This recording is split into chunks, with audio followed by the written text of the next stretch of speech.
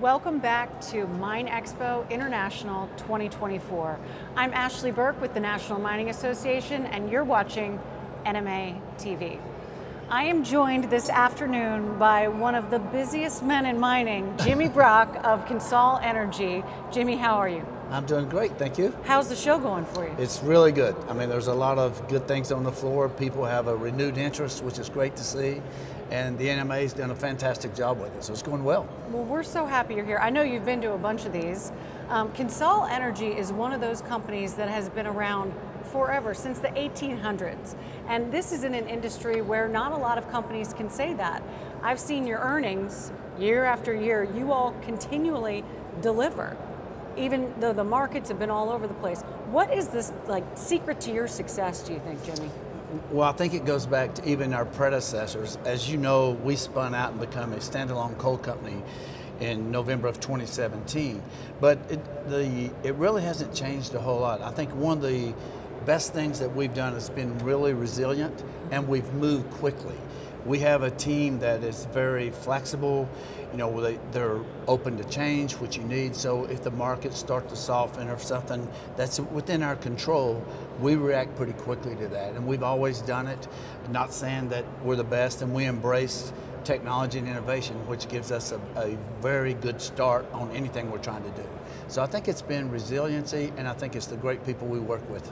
Well, I think also in watching the things that you all do as a company, you seem to be a lot of times out ahead of everybody else. I remember looking back when I first joined the association, you all have been doing sustainability reports since, for years and years before people were really talking about that. Why did you all start doing that so early, and kind of what was the concept behind that? Well, I think it's corporate sustainability is who you are.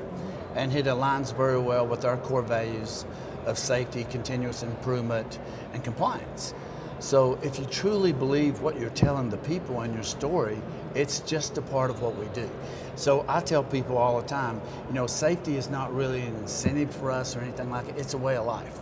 So we have to treat it as that. Corporate sustainability is exactly that. We want to be very compliant as we can in our communities and schools in which we work and live. And we just consider that as part of a social license to operate. Sure. So you have to do those. And in looking at the kinds of things that you're doing and what you're talking about, a lot of it is about being a fact-based, just honest company. And I want to talk about the Not So Fast campaign. What can you tell me about that? Consol has been the driving force behind this, and it is such a just common sense campaign about energy policy. We started this campaign really verbally among ourselves probably 3 years ago, and then we hired a PR firm to come in and help us. But it's really about, I got tired of hearing people talk about how coal needs to stay in the ground, it's not needed, we can do without it. So we decided that we would go out and really educate people. That was the main goal. Educate policy makers, educate corporate leaders, and the general public. And we wanted them to understand the unintended consequences of moving away from fossil fuels too fast. So the transition period, we believe, is unrealistic. We don't think we can get there. So we went out and hired people, and one of the things that we wanted to do and was most important to us was they have to be factual. We have to show a source, we have to have the facts. And then when people hear that, they're not so anxious anymore to get rid of coal. So for an example, some of the unintended consequences could be that we have to go back to 55-mile-an-hour speed limits. I don't think anyone wants to do that. You'd have to set your thermostat at a certain level, which I also don't think anyone wants to do. So once you start telling the people the truth about all this, I think their decisions become a little more realistic. And when they find out what coal actually does, it's used for so many other things other than power generation that people have no idea. They just take it for granted. We use it every day.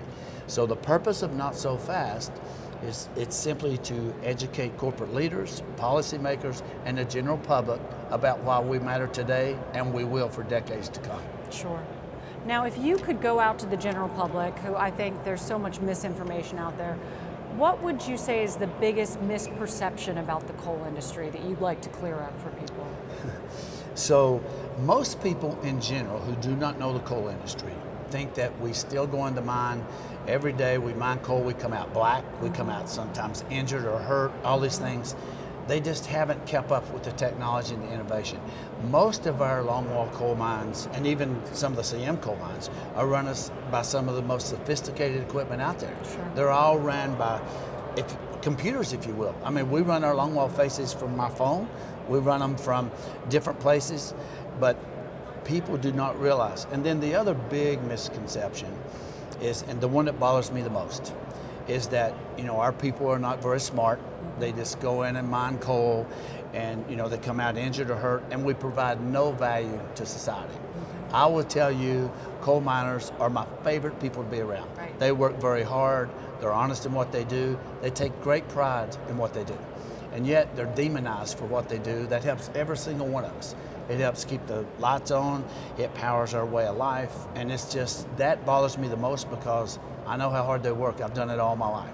Absolutely, and I can tell you, I visited one of your mines last year. I spent 3 days with your folks, and these were some of the most intelligent, friendly, hardworking people. They had the most incredible technologies that they were using. It was really inspiring. And I mean, I think it's a great company, it's a great industry, and America needs to know more about that. I totally agree. I mean, they embrace technology, they embrace change, they understand that it's important for them.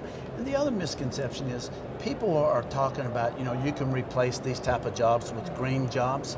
They're not going to pay the same. Right. I mean, an average salary for a Pennsylvania coal miner is north of $100,000. Right. And you can't just find those jobs. And I call them single family sustaining jobs. Either the husband or the wife, whoever wants to work for us, we'll take either. You know, the other one can stay home and raise the kids. And we often forget about that. Right, it's great. Well, thank you so much for stopping by today, Jimmy. I really appreciate your time. We appreciate everything that you and your company do for our country. Yep, thank you, and I really appreciate what NMA does. I've been a part of it for a long time. Very proud of the message they get out and what they do, and this is a tremendous show, and let's have more of them. All right, thanks so much. Right. Well, stick with us. We'll be back in just a few minutes for a final take from Rich Nolan, our chairman and CEO of the National Mining Association.